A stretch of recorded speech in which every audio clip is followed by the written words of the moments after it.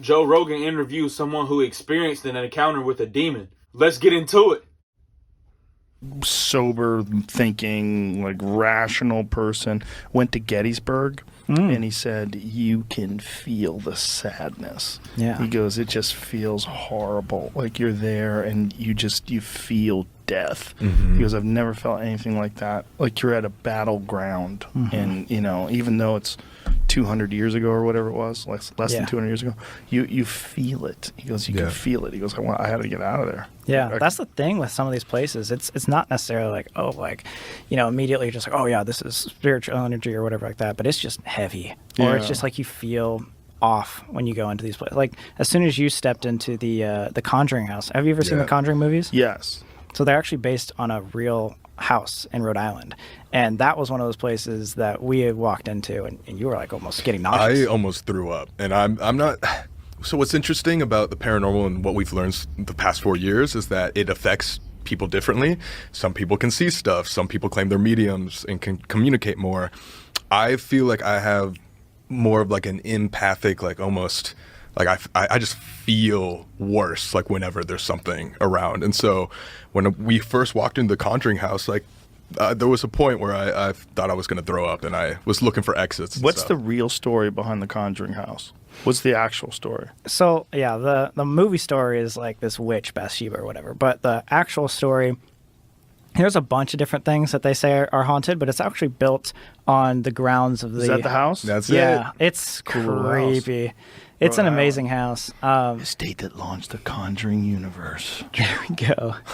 Yeah. Like what is like the Marvel Comics universe? What does that mean? The Conjuring universe? How weird. Oh, Yeah, jeez. jeez. Like, that's the problem. Like people, when you start making an industry out of something, Turns So- into a business. Yeah. So what's the original story? So the most famous we'll get to, but like it's built on the same grounds that the King Philip's War was fought on, like right at the beginning of the United States and everything.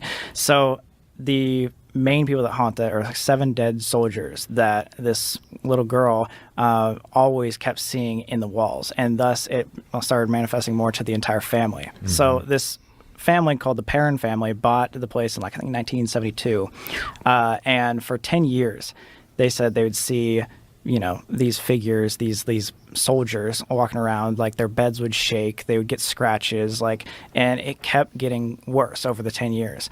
And the crazy part is it got to become famous because of like the final day that like changed it all.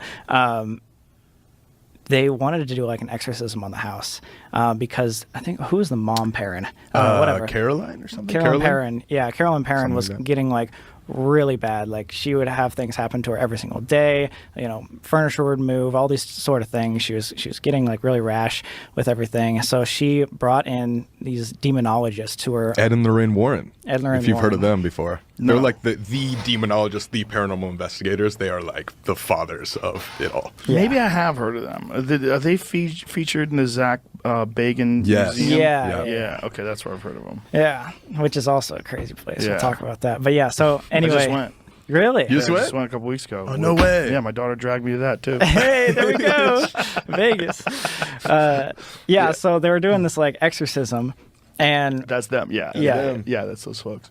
Okay. And So they do an exorcism there. they were doing an exorcism, and I don't know exactly prior to whatever happened why they called it. She was just having a bad time, just like over the last couple of years, and they wanted it to end. And to her claim, she was actually thrown like across the Levitated entire like room and smashed into a wall to where she had injuries.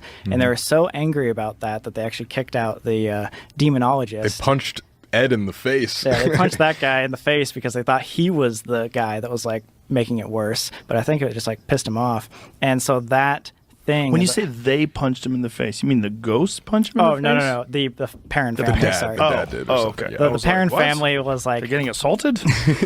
the Perrin family. Yeah, was like really They punched upset. him in the face because he thought that he threw the wife across the room?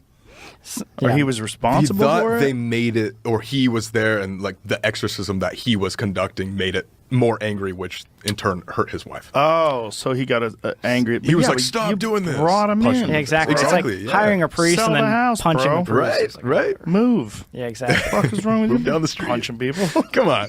So the Perrin family actually wrote a book about that, and Really? they say the Conjuring movies actually don't do it justice of all the things that happened and all the movements and the craziness that happened in that 10 years that they lived there. They were Really? like, in the real life, actually experiencing it and the trauma that they went through, they say it's like 10 times worse. Yeah. Than And so they feel like it was dead soldiers, like murdered soldiers on the battlefield.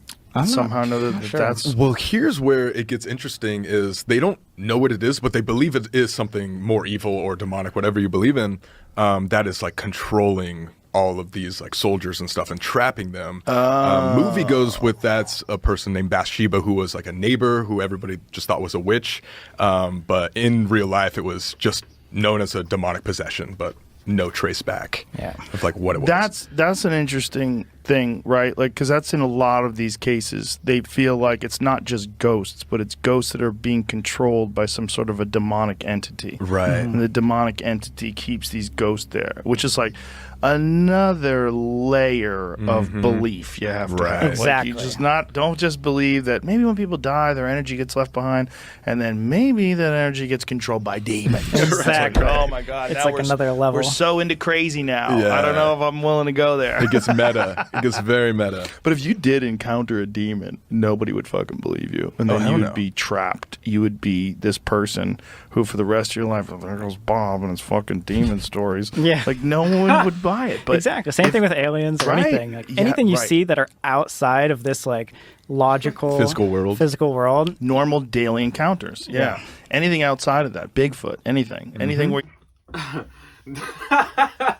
Hey, that is true. Like, if folks don't believe people, they rather call you crazy, you know. But then you got the folks who do believe you, who can assist you, like Ed and Lorraine Warren, because obviously they have to believe in that to perform exorcism. So that is hilarious. Joe Rogan is stupid.